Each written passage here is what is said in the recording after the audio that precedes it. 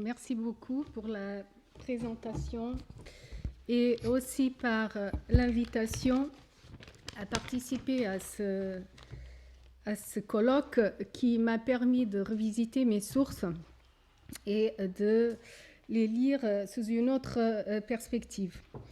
Bon, avant d'entrer directement dans les régimes, la question des régimes de circulation de l'écriture en Angola, quelques remarques liminaires de contexte s'imposent.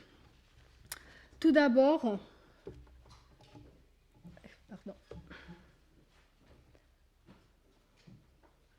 de quel Angola parle-t-on?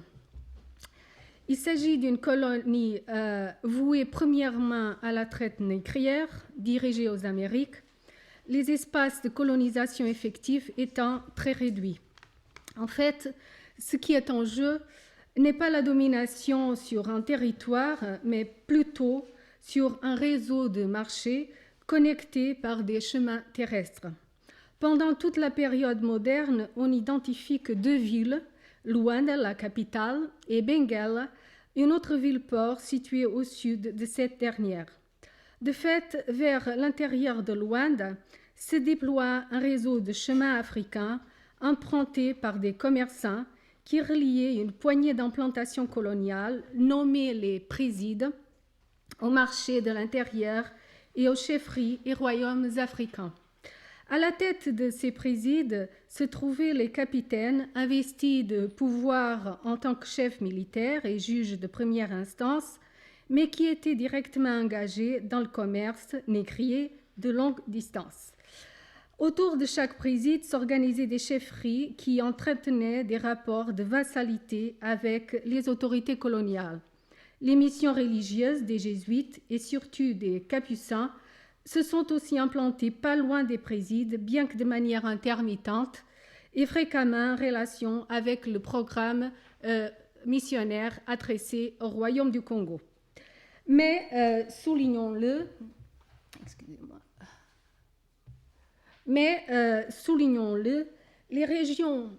des régions étendues de l'actuel espace angolais restaient sous la souveraineté des rois et des chefs africains. Bref, et pour reprendre une formulation que Luís-Filipe Tomás a forgée pour l'Asie portugaise, on dirait que l'État colonial en Angola n'est pas un territoire, il est un réseau. Deuxième remarque, quand il s'agit d'étudier la question de la circulation de l'écriture, il est crucial de souligner que les sociétés africaines de la colonie de l'Angola connaissaient des systèmes de communication non alphabétiques, mais elles ne connaissaient pas l'écriture graphique. Elles ont donc pris contact pour la première fois avec l'écriture alphabétique par le biais de la colonisation portugaise. Enfin, troisième remarque, je vais m'intéresser ici surtout aux chefferies Ndembo du groupe Mbundu. Parce qu'elles représentent un cas exceptionnel. Il se trouve qu'un certain nombre d'entre elles a constitué des archives d'État, et là je suis en train d'utiliser la terminologie des sources, qui ont été conservées dans les villages où siégeait le pouvoir politique depuis le XVIIe siècle jusqu'au XXe siècle, et très probablement ces archives ont été gardées jusqu'aujourd'hui encore dans certaines chefferies. Or, les chefferies Ndembo n'ont pas été les seules à adopter la culture écrite. On sait que des phénomènes similaires ont eu lieu dans d'autres régions de l'Angola. Cependant, si de telles archives ont pris forme, elles n'ont pas été conservées. Par conséquent, les archives d'État des chefferies Ndembo sont aujourd'hui les seules accessibles aux historiens. Ces matériaux, une fois mis en relation avec les sources coloniales, permettent de faire l'histoire de la rencontre d'une culture de l'oralité avec le monde lettré. Or, l'historiographie a longtemps ignoré ce phénomène, alors que la rencontre avec la culture politique coloniale liée aux pratiques de l'écrit finit par avoir un impact énorme dans ces sociétés. Bon, reprenons donc le fil de la thématique du colloque. Les chefferies Ndembo ont maintenu un contact pluriséculaire et documenté avec des États qui disposaient de structures politiques et bureaucratiques fondées sur l'écrit. D'abord et surtout, les autorités coloniales portugaises qui siégeaient à Luanda depuis le XVIe siècle. Et sur le même modèle, l'ancien royaume du Congo qui avait comme capitale Mbanza-Congo. Les Ndembo occupaient ainsi un vaste espace de circulation à mi-chemin entre ces deux centres politiques. Et ces chefferies ont intégré des structures sociopolitiques liées aux pratiques d'une culture bureaucratique et ont développé un usage original de l'écriture. La figure du secrétaire d'État, sur laquelle je reviendrai, émerge dans chaque chefferie comme une figure centrale de l'appareil politique, conjointement avec les positions politiques définies par le système de la parenté, par rapport auquel il est souvent en concurrence. Dans la longue durée, ce processus s'est révélé d'une grande complexité et a suscité une double mutation. La société Ndembo s'appropria l'écriture, lui trouva des usages singuliers qui simultanément ont produit des changements à l'intérieur de cette société.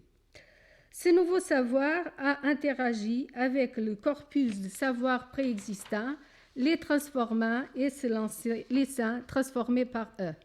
Alors, s'il est vrai que l'écriture alphabétique du colonisateur comportait des structures de pensée et des modèles d'organisation du monde, il est tout aussi certain que des éléments propres au mode de la pensée mbundu furent à cette occasion répertoriés, transcrites et conservées dans leur logique propre. En effet, les pratiques de l'écriture ne dépendaient pas uniquement des relations qui s'établissaient avec le pouvoir colonial. Progressivement, elles se sont intégrées au savoir-faire des élites Ndembo, non comme imposées de l'extérieur, mais comme s'imposant de l'intérieur et interagissant avec les structures établies.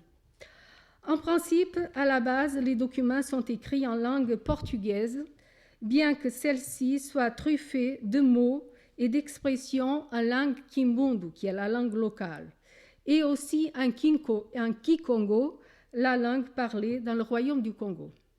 Visuellement, on ne reconnaît pas facilement le mot sur la feuille de papier. L'orthographe est maintes fois modifiée, les coupures de mots ne sont pas toujours respectées, l'écriture code la continuité orale du message en oubliant les règles intrinsèques de l'orthographe. Ces textes devaient être lus à haute voix, ce qui est encore le cas pour l'historien aujourd'hui, et on a ainsi affaire à des textes dont la lecture et l'interprétation sont d'une énorme complexité.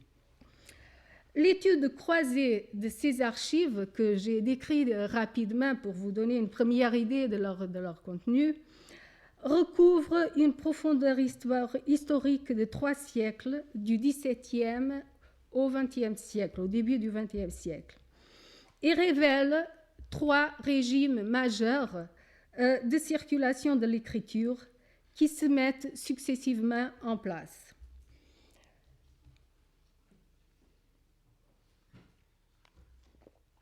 Le premier est le régime auquel j'appellerais le régime impérial, à la fois bureaucratique et judiciaire, qui se structure à l'échelle de l'Empire portugais. Le deuxième est le régime de l'encapsulation, du repliement ou de l'indigénisation, c'est-à-dire quand l'écrit circule à l'intérieur et entre les sociétés africaines ou les chefferies Ndembo. Et le dernier est le régime diasporique qui correspond à un processus d'expansion. Cette fois-ci, l'écriture emprunte les réseaux du commerce de longue distance pour aller se disperser en Afrique centrale.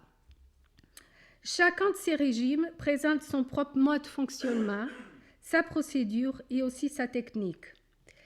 Et malgré leur spécificité, ils ne sont pas étanches les uns par rapport aux autres. Au contraire, ils coexistent dans le temps, se co-construisent et se superposent partiellement. Par ailleurs, cette triade s'entrecroise parfois, s'amalgame même avec ce que j'appellerais les sous-régimes ou les régimes parallèles de circulation de savoirs scripturaux ou des savoirs issus d'une culture lettrée, c'est-à-dire je n'arrive pas à repérer les régimes en eux-mêmes. Je pense en particulier aux savoirs commerciaux et de ce fait aux notions de comptabilité, aux savoirs religieux chrétiens diffusés par les missionnaires et conservés grâce au catéchisme, à des prières et aussi à une culture matérielle et visuelle, et finalement à un régime de circulation de l'écrit à l'intérieur de la société de la ville de Luanda, associé à la production de savoirs historiques, c'est-à-dire apportant l'histoire de la colonie. Je ne peux pas parler de tous ces régimes et sous-régimes en 45 minutes. Je vais me concentrer sur les deux premiers, sur le régime impérial et sur le régime d'encapsulation. Bon, le régime impérial, bureaucratique et judiciaire correspond à l'instauration d'un rapport de subordination des chefferies africaines aux autorités portugaises, représentés par les capitaines des présides, le gouverneur général dans la ville de Luanda et finalement le roi et les institutions métropolitaines à Lisbonne. Les sociétés africaines et leurs institutions se retrouvent alors inscrites dans des réseaux politiques, administratifs et scripturaux qui s'organisent et se déploient à l'échelle impériale. C'est pourquoi ce régime implique toujours une relation entre acteurs coloniaux et acteurs africains. Vu que ces derniers ne savaient pas lire ou écrire, ils ont dû faire appel à des scribes et des secrétaires d'État. D'abord, ces secrétaires sont surtout des fonctionnaires de l'administration coloniale. C'est dire que, dans un premier temps, l'auteur d'une lettre n'est pas encore son scribe, ce qui explique que la circulation de l'écrit n'engage que les élites du pouvoir. On a affaire à une alphabétisation restreinte et donc à une circulation élitiste des savoirs scripturaux. Le régime impérial a d'abord été formaté par les traités de vassalité depuis le XVIe siècle, ensuite par les réformes coloniales de l'administration, de la justice et de la deuxième moitié du XVIIIe siècle. Donc il y a deux moments de formatage de ce régime impérial. En effet, l'affirmation de la souveraineté coloniale portugaise face aux chefferies africaines établies à partir du gouvernement central de Luanda s'est servi des traités de vassalité, un instrument juridique auparavant expérimenté par l'Empire portugais en Asie. Les chefs africains, qui devenaient les vassaux du roi du Portugal, se soumettaient à un acte solennel et public, ensuite matérialisé, étape indispensable, dans un document écrit. La conclusion d'un traité de vassalité revêtait ainsi une double forme, un acte oral et un acte écrit. L'accord était célébré en présence de deux personnes souveraines ou de leurs délégués, le roi du Portugal, représenté par son gouverneur en Angola, ou par une autre autorité portugaise compétente, en l'occurrence les capitaines des présides, et le roi ou le chef africain. Cependant, si au moment des négociations et de l'établissement des conditions du traité, l'autorité africaine pouvait être représentée par une ambassade, le traité en lui-même ne gagnait force de loi que par la signature ou la croix apposée par le chef et par l'exécution des actes symboliques inhérents. Lors de cette cérémonie, le document écrit préalablement préparé, l'acte de vassalité en soi, était lu à haute voix, les gestes symboliques de légitimation liés à la célébration du contrat, le commandement et l'investiture étaient associés à des cérémonies d'origine africaine. Ainsi, dans l'acte de l'encomienda ou du commandement, le rituel européen était remplacé par un cérémonial provenant de coutumes locales. À la génuflexion du roi vassal, au moment où était prononcé le serment, se substitue une expression locale de soumission et de remerciement. Les sobas ou chefs applaudissent, imposant les mains à terre, puis sur la poitrine, tandis qu'ils jurent d'être les vassaux loyaux du roi du Portugal. Au commandement succédait l'investiture du vassal qui légitimait son installation. En Angola, cet usage est désigné depuis le XVIIe siècle avec une dénomination issue de la culture politique locale, le hundamento, ou serment, et se subdivise en 2 cérémonies directement issues de la tradition africaine au cours desquelles le vassal était recouvert de pembe, donc un collant blanc. Le contrat de vassalité, document écrit, contenait quant à lui un catalogue de droits et d'obligations à remplir par les 2 parties. En échange de paix et de la protection, les Ndembo juraient fidélité au roi du Portugal, ce qui supposait de respecter les lois du gouvernement et de l'assister en cas de guerre, payer les impôts, ouvrir et entretenir les chemins pour permettre la libre circulation et donc le commerce négrier, recevoir les employés publics, civils, ecclésiastiques, judiciaires de l'administration coloniale et donc vivre en paix avec son peuple.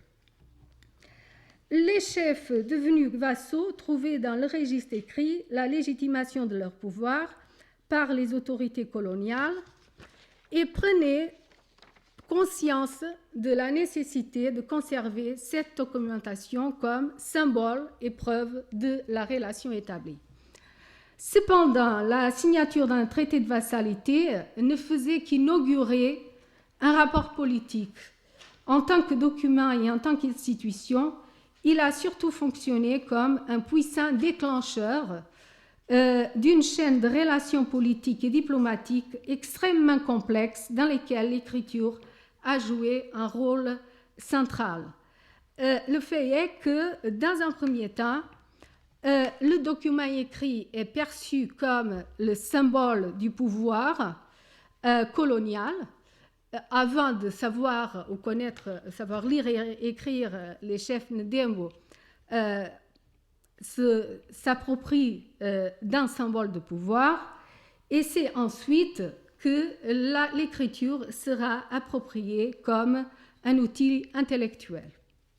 On peut ainsi considérer que c'est le traité de vassalité qui instaure un premier régime de circulation de l'écriture qui se traduit par un échange de correspondance entre les chefferies et les autorités coloniales et qui s'accompagne de la construction d'un savoir bureaucratique connectant à la fois la culture politique savante de la vassalité et les pratiques vernaculaires du système des lignages.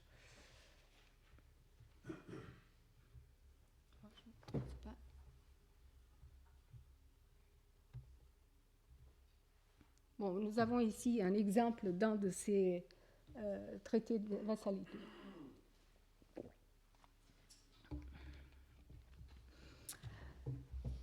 Deux moments clés de la vie politique de la colonie impliquaient le renouvellement des actes et des serments de fidélité. L'élection du nouveau chef, du nouveau Ndembo, exigeait sa confirmation et demandait la répétition de l'hommage et du serment devant le gouverneur ou de ses représentants et le paiement de la dîme. Ici, nous avons précisément une lettre de confirmation d'élection qui est octroyée par le gouverneur général de l'Angola. De même, dès qu'un nouveau gouverneur arrivait à Luanda, les chefs devaient lui envoyer une ambassade composée d'un important cortège afin de réitérer les marques de leur fidélité. Ces rituels étaient l'occasion d'échanger des cadeaux et de fortifier les alliances. Le non-respect du protocole engendrait immédiatement des tensions, des correspondances, des demandes d'explications et, en dernière instance, pouvait dissoudre les liens de vassalité et conduire à la guerre. La circulation entre Luanda, les présides et les chefferies suscitait alors d'interminables échanges de lettres où les règles de la bureaucratie, des manières de dire et les formules étaient inlassablement répétées. C'est dans le sillage des traités et de la diplomatie que commence alors à circuler un autre type de document qui ouvre de nouveaux champs à l'intervention de l'écrit. C'est le cas des lettres de courtoisie, ainsi que des reçus, des mandats ou des reconnaissances de dettes qui concernaient le paiement de la dîme exigée des chefs vassaux ou encore des lettres qui définissaient les stratégies d'alliance contre les ennemis communs des Ndembu et des Portugais. Le statut de vassal du roi du Portugal supposait ainsi la communication d'informations par écrit, notamment un échange régulier de lettres et l'apprentissage des procédures scripturaires et bureaucratiques. Avec les traités s'imposent des instruments du monde lettré aussitôt intégrés dans le protocole, les sceaux, les tampons et les cires rouges des documents assez simples des documents assez simples consignent l'offre, la commande et la remise de papier, des cachets où sont marquées les armes royales ou celles des chefs. Bon, ici, voici un exemple de ces documents qui circulent et qui, sous le point de vue formel, s'approchent du modèle portugais. Un grand nombre de lettres évoquent donc les sceaux des chefs, impliquant fréquemment des officiers portugais qui se chargeaient de les leur fournir. Les Ndembu ont appris donc à utiliser ces matériaux de l'écrit, mais aussi les formulaires épistolaires portugais. En effet, les documents Ndembu suivaient en général le canon occidental, c'est-à-dire européen, tant du point de vue thématique que du point de vue stylistique. Les expressions et formules de politesse étaient souvent stéréotypées. Les entêtes et les souscriptions relevaient de catégories mentales et culturelles européennes plutôt qu'africaines. On trouvait des expressions telles que « mon estimé ami » ou « illustrissime, excellentissime Seigneur Ndembu », comme vassal et fidèle de votre majesté et votre seigneurie, mon père et seigneur, ou encore à la fin « Dieu vous garde de nombreuses années ». Dans certains cas, de longs enchaînements de formules d'origine portugaise étaient reproduits comme s'ils avaient été appris par cœur, sans qu'on puisse y déceler l'intervention de manière de dire proprement africaine. La lettre ressemblait alors à une longue récitation, comme si l'acte même d'écrire se confondait avec la simple énonciation du texte. Ces formules apprises par cœur et souvent recopiées n'étaient pas stables. Celui qui s'en servait pouvait les déformer, en oublier des parties, déformer certains mots, soit par défaut de mémoire, soit du fait de l'insuffisante maîtrise de leur contenu.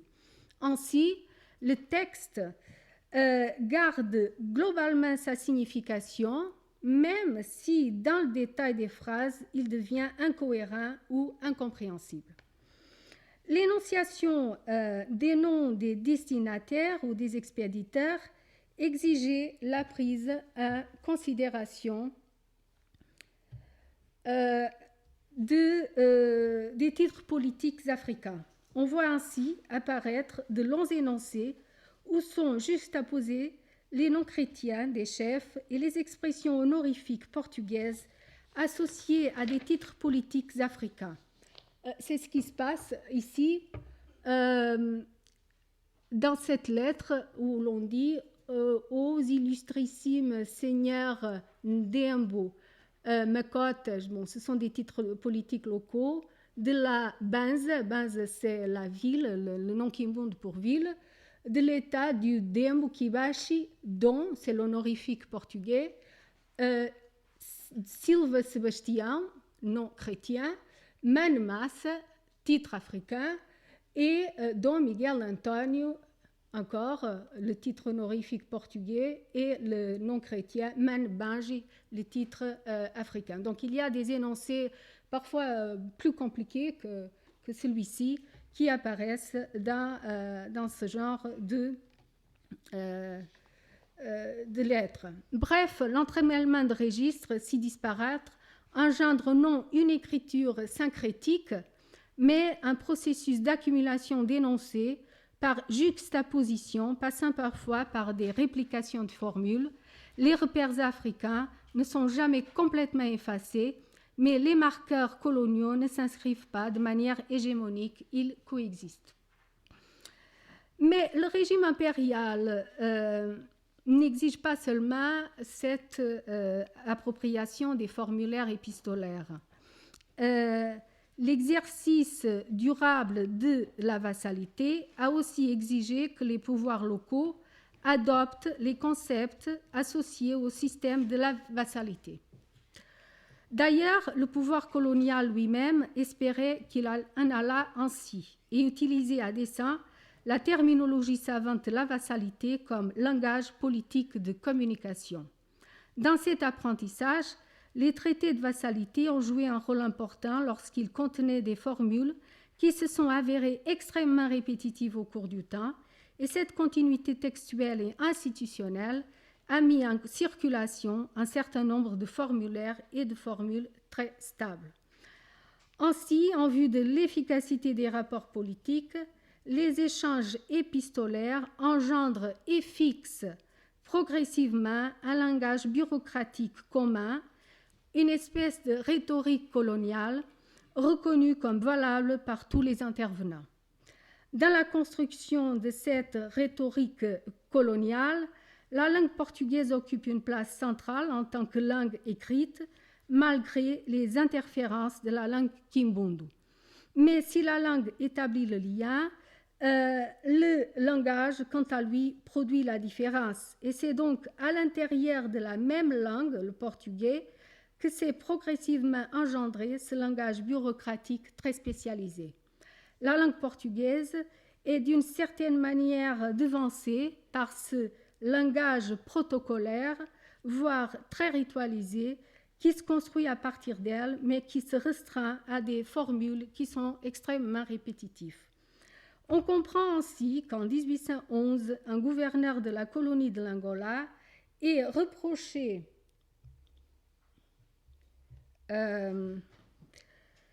au chef Caboclo Cambillo de ne pas avoir respecté les formulaires officiels. La citation met en évidence l'importance attribuée à l'ancienneté de cet apprentissage. Si j'arrive à... Oui, non.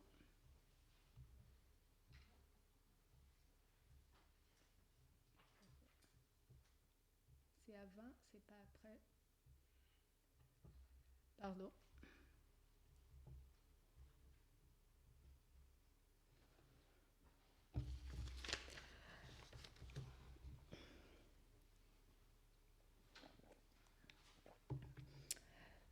Le gouverneur dit alors « Je vous fais remarquer le manque d'attention avec lequel vous avez écrit au capitaine.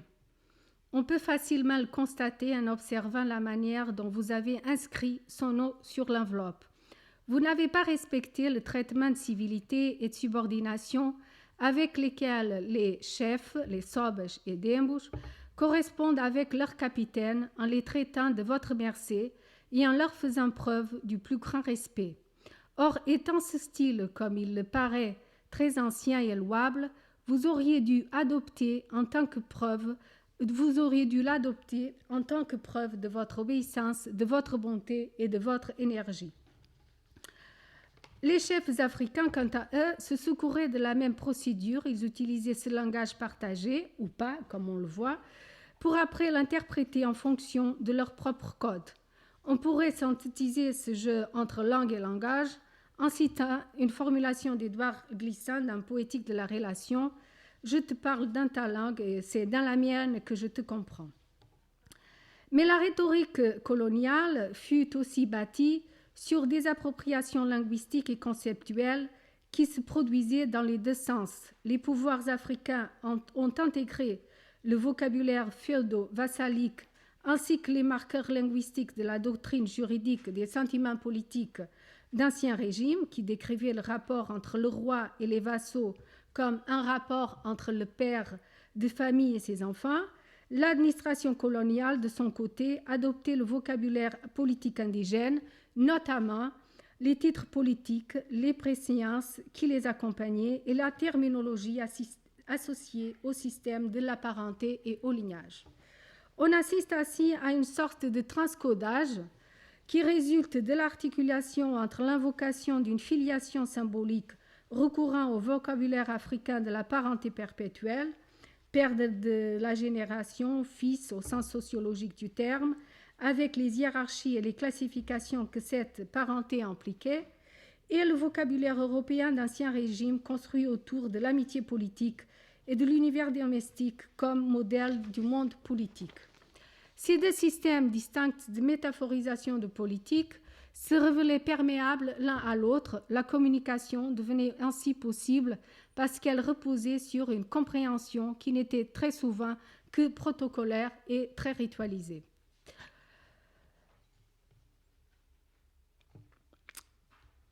En parallèle à cette communication directe entre Africains et administrateurs, deux autres espaces se sont ouverts à la circulation de cette rhétorique coloniale. D'une part, la culture politique coloniale a fini par circuler dans les chefferies.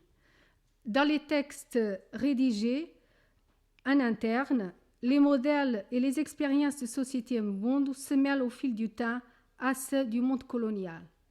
Le vocabulaire de la vassalité fut employé non seulement pour définir le degré d'attachement au gouvernement de Luanda, mais également pour préciser des hiérarchies internes.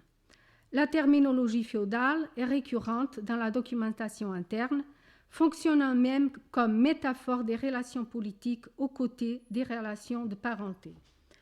L'usage répétitif de la culture de la vassalité a ainsi permis sa validation et sa réinterprétation hors des relations avec le pouvoir colonial et finit par lui conférer de nouvelles significations et effets. D'autre part, la culture politique Mbundu a passé, elle aussi, dans les réseaux impériaux et leurs institutions. Les emprunts linguistiques et les usages documentaires en donnent une bonne illustration. On doit par exemple relever la fréquence avec laquelle les fonctionnaires du Conseil d'outre-mer, siégés à Lisbonne, utilisaient des termes en langue kimbundu et beaucoup d'autres langues africaines et je pense aussi asiatiques pour pouvoir désigner des titres politiques, leurs hiérarchies et préséances ou d'autres institutions politiques sans équivalent en Europe. L'importance des réseaux administratifs dans la circulation des savoirs politiques devient encore plus parlante si on pense qu'un document produit par une autorité africaine à l'aide d'un secrétaire était susceptible d'intégrer le CV d'un fonctionnaire colonial soumis à l'évaluation du Conseil d'outre-mer. C'est le cas du document signé par le Dembo Mbwile qui attestait des qualités professionnelles d'un greffier. On y trouve le formulaire portugais. Bon, je vais essayer maintenant de...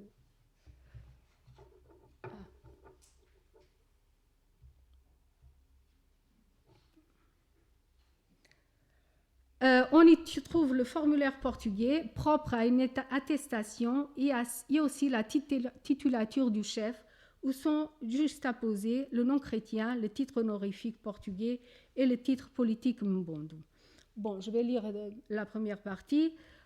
Dom Francisco François Álvares Mbwile Quiambol, titre politique. De Sa Majesté que Dieu garde, je jure sur les saints évangiles avoir reçu le 22 février 1747, avec les macotes, les dignitaires principaux de mon État, António Carneiro de Magalhães pour capitaine et écrivain de mes terres, comme me l'ordonnait l'illustrissime et excellentissime Seigneur général et gouverneur de ce royaume d'Angola et de ses conquêtes, João Jacques de Magalhães. Jusqu'à ce jour, 15 mai, je n'ai aucune matière de plante le concernant. Il exerce son gouvernement dans la paix et la quiétude de mon peuple et avec attention pour mes terres, etc., etc. Donc il s'agit effectivement d'une lettre de recommandation qui a intégré un CV présenté au Conseil d'outre-mer.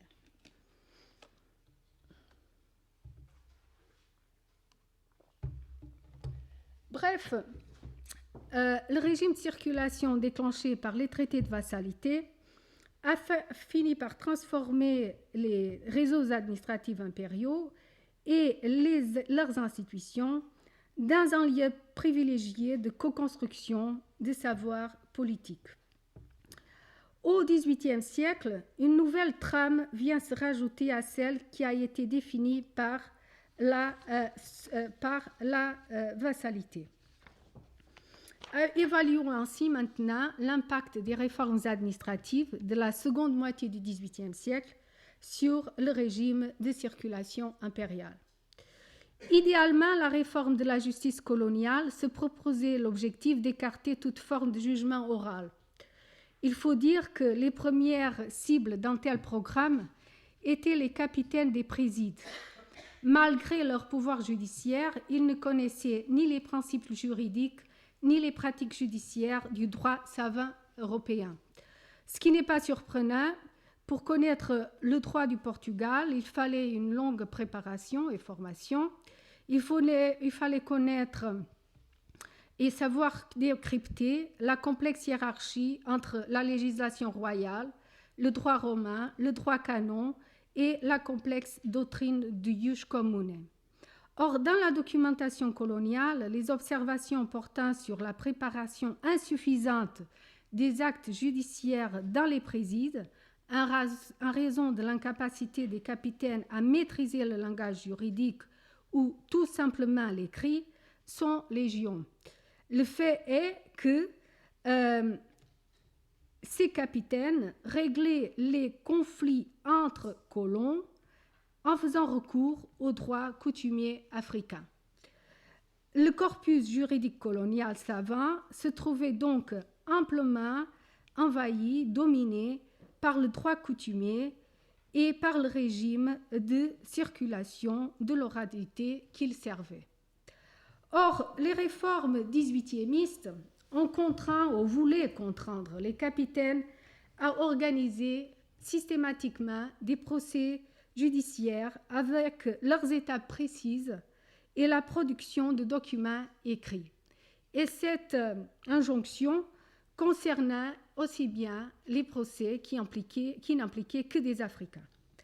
Cependant, les capitaines, insuffisamment lettrés, en venaient à réduire le droit en usage à quelques formules simples, voire simplificatrices, et partant à restreindre son champ d'application. Le souhait exprimé par eux auprès des gouverneurs de pouvoir utiliser des formulaires prêts à l'emploi en vint à faire du formulaire une pièce centrale de l'administration de la justice. Et donc, on peut dire que le droit se confond avec les formulaires, et le formulaire, c'est le droit. Désormais, en fait, certains conflits, une grande quantité de conflits, ont été enregistrés dans les formulaires fournis par le gouvernement, même si ces capitaines sont restés dans l'ignorance du droit savant. Or, dans la continuité des liens tissés par les traités de vassalité, on constate que les chefs vassaux et leurs dignitaires sollicitaient fréquemment l'interférence directe du gouverneur de Luanda ou des capitaines comme arbitres des conflits internes aux chefferies. Or, il se trouve que désormais, on constate que beaucoup de ces conflits intra-africains sont consignés dans les formulaires judiciaires coloniaux. On y trouve toutes sortes de tensions sociales, mais surtout des problèmes d'ordre politique. La succession à la tête des États, avec les problèmes de chefs illégitimes et les contre-chefs légitimes, les litiges concernant l'usage des insignes de chefs et la déposition ou substitution des sobres, des chefs.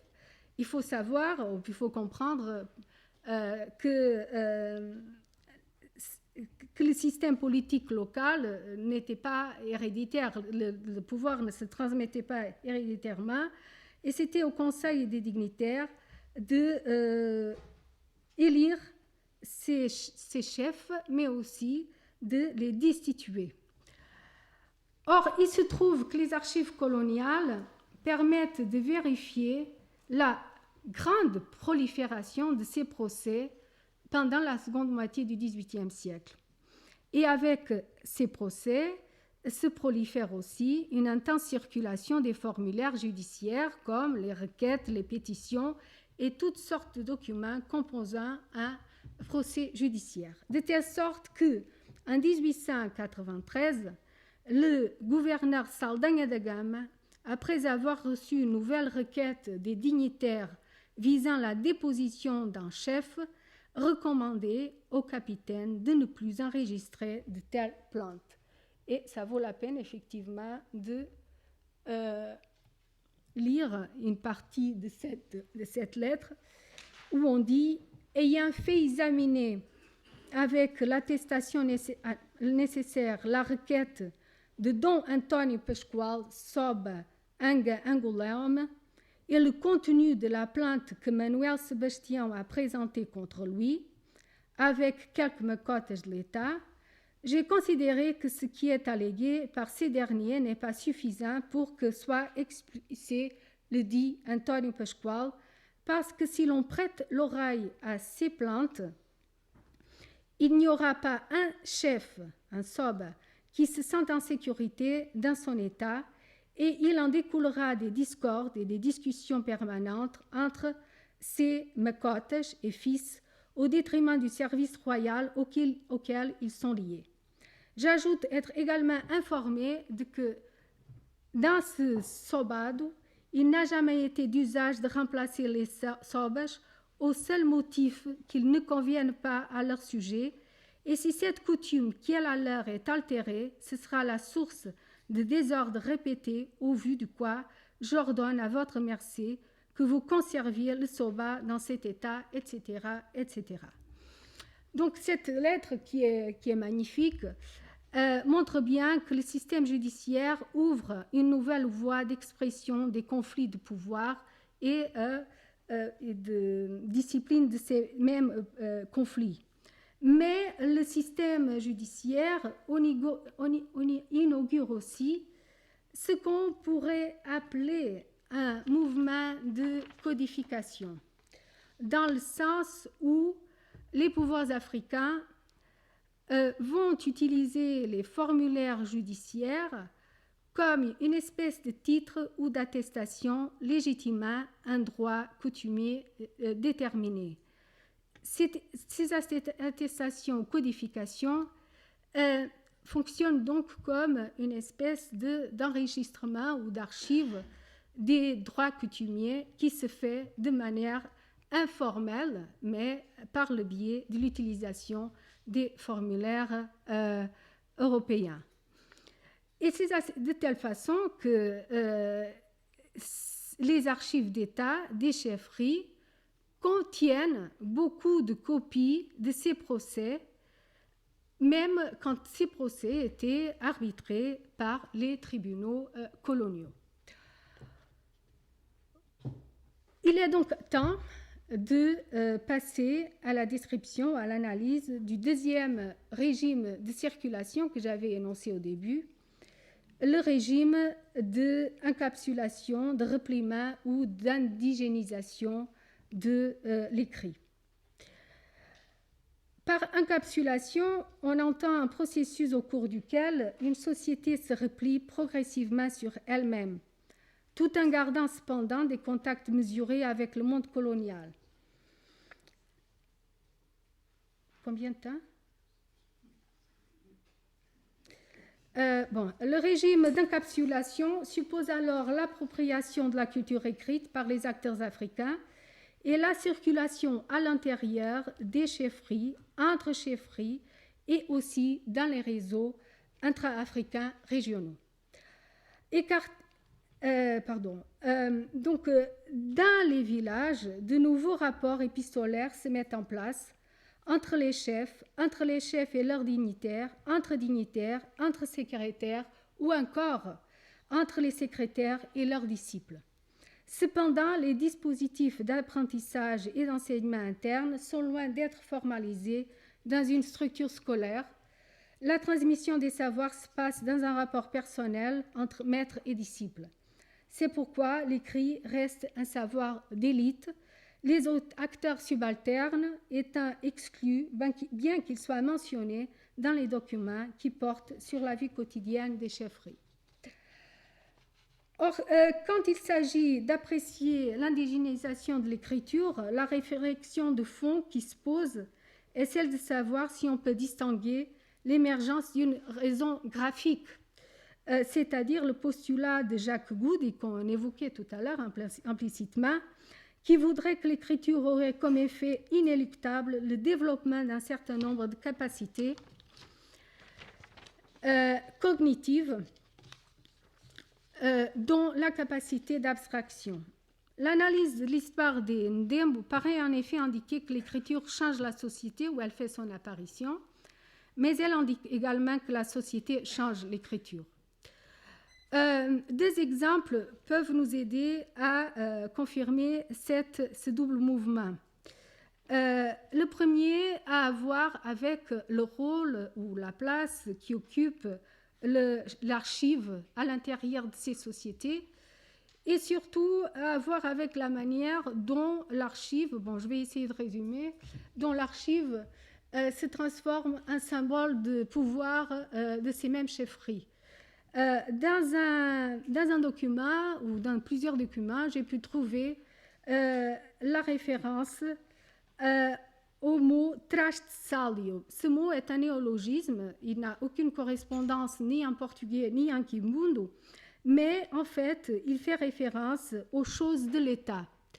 Et dans les choses de l'État, on peut trouver une liste d'objets, de choses, les calottes traditionnelles honorifiques, les bâtons, des cadeaux offerts par le roi du Congo, qui avaient un rapport avec la cérémonie du couronnement, les galons des uniformes militaires, des piles de papier, l'encre, les tampons, les seaux, ainsi que plusieurs boîtes pour garder les lettres, en fait, celles qui contenaient les archives. Or, il se trouve que dans un moment de conflit entre chefferies ou entre candidats à la position de chef, un des opposants a brûlé les archives d'État, justement comme geste qui signifie la destruction d'une insigne d'État. Donc on dirait que il y a ici une contestation du Ndembo actuel par l'honoraire, le passé, le retraité, le précédent, qui passait par la destruction des symboles qui assurait la légitimité du premier. D'où cette opération spectaculaire de brûler l'écriture pour effacer la mémoire de l'État. Donc l'archive de l'État à l'intérieur des sociétés Ndembo apparaît dans une double dimension, comme instrument de pouvoir qui est transfiguré en symbole de pouvoir et par ce biais devient un lieu privilégié d'expression des tensions sociales et politiques, et en même temps comme une insigne de pouvoir dans sa matérialité, de telle façon que très fréquemment les cires rouges étaient apposées au bâton. D'ailleurs, on peut encore observer un certain nombre de ces bateaux avec les cires rouges à la Société de géographie de Lisbonne. Bon, l'autre exemple qui a à voir avec cette encapsulation de l'écriture, que je vais résumer rapidement, concerne la question de la mise par écrit de savoir qui circulait d'habitude oralement. Et quelles sont les transformations que ces mêmes savoirs transmis oralement subissent au moment où ils sont mis par écrit. Bon, j'avais pensé à parler sur le discours historique, le discours historique, c'est-à-dire sur les récits qui racontent l'histoire des Ndembo et qui étaient transmises oralement, ce qui évidemment fait penser à toute la discussion sur le rapport entre l'histoire et le genre qu'il apporte, que Sanjay a étudié, et que Ian Vancine et Joseph Mill, dans leurs études sur la tradition orale africaine, ont aussi évoqué pour parler ou pour dire qu'il existe des historiens de l'oralité. Or, il se trouve que les Ndembe s'inscrivent dans une tradition orale qui choisit le roi du Congo comme roi fondateur. Donc, le mythe fondateur est associé au roi du Congo, même si dans les traditions qui ont été recueillies par quelques sources du XVIIe siècle portugais, l'héros fondateur soit le roi forgeron. Donc il y a là un remplacement des héros fondateurs, mais je pense que je n'ai pas vraiment le temps de développer cette longue question. Donc je suis désolée, on reste à l'entrée du deuxième régime de circulation. Bon. Si on peut peut-être développer ça un peu dans la oui.